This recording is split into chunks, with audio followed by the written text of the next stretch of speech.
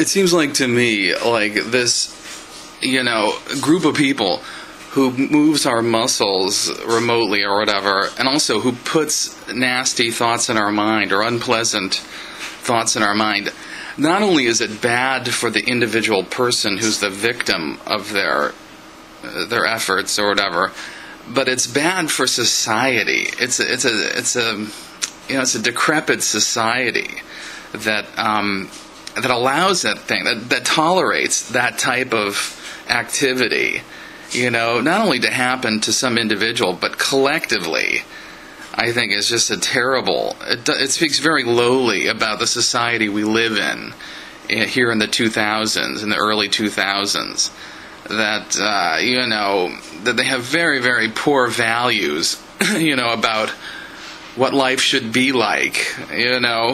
I mean, that we would live a life where they think, it's okay that these people send negative thoughts, 23 out of 24 hours of the day, or move people's muscles to inflect little gestures to the viewers, like a little eye wink or something, or to make them scratch their face to indicate some message to those people watching, those elites that get to see, or to try and spin the public's view. It's Neanderthal or whatever. Well, not to discredit Neanderthals, but it's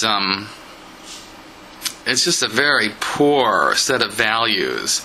And, maybe that comes from the traditions of religions, of belief in religions. I mean, what's amazing to me is here we live in a society, in a time in the history of Earth, and the history of life on Earth, where a majority of people reject science as a philosophy and basically adopt the old-time views of religions as their main philosophy of life. I mean, it's a very, very, Stone Age type of society we're living in, a very, very backwards type of people.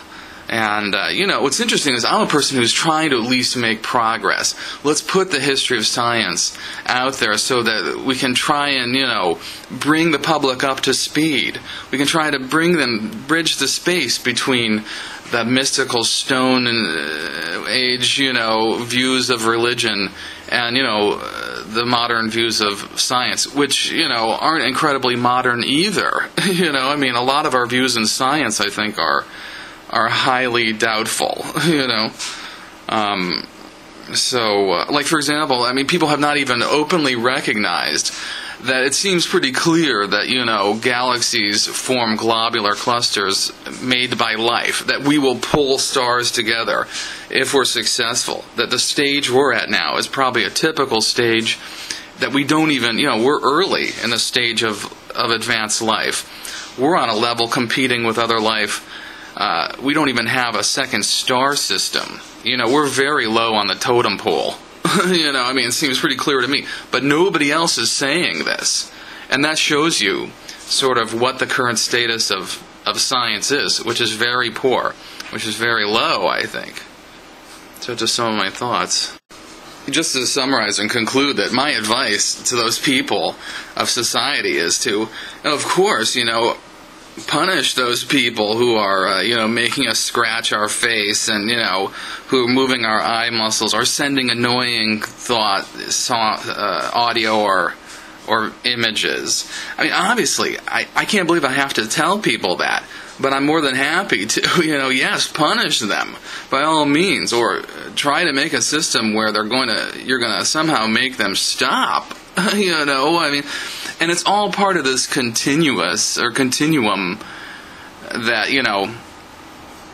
I'm like, we want to stop the murderers out there who we see. That has to be number one, right? We want to stop the assaulters that we see. We want to punish them and stop them from assaulting innocent people left and right. Well, and so it is. We want to stop it. Well, we can't. I mean, obviously, for one thing, as an outsider, you can't stop somebody you can't see, whose name you don't know, who you don't even know what they look like. And so it is, even for the insiders. I mean, obviously, those people who are interested in stopping murder don't have control. They don't have the upper hand it seems obvious to me. Those people who do murder, this criminal empire who chooses to murder innocent people, has control. It's not helped by electing people like the Republicans. That doesn't help, Obviously. I think that's one of the understatement of the century. But, and so it is once you get past the murderers and the assaulters, down to even just the annoying people, the people who flick people's eye muscles or send nasty thoughts and send suggestions to send people over cliffs and so on, or to attack their family members and so on. All kinds of just disgusting. That's the amazing thing. Like, you have to think of what kind of a mind would do that to try and cause chaos on the planet. I guess, the view is that, well, we hate these people, and so to get them to kill each other is going to be to our advantage, and so they send these really, suggestions of violence. But it's like, look at what they've been reduced to. It's like you hate somebody so much that you're almost practically doing violence against them.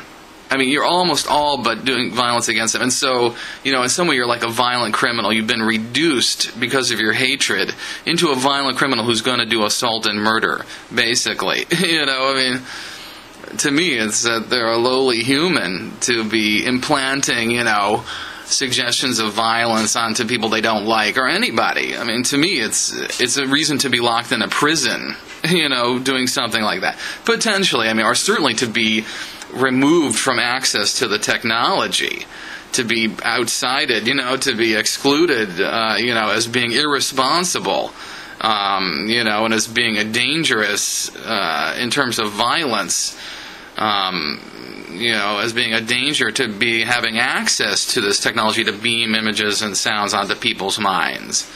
But you see, it's like the exact opposite. Like, these people they're paid to do that by these twisted, evil people in much of our governments and much of the wealthy. And it all goes back to, I think, just the lack of education. Well, if you don't have any education, of course, many people are going to be reduced to violent crime. If you have no sense of law and order, then that's what's going to happen. So I'm saying, let's introduce some science to the public.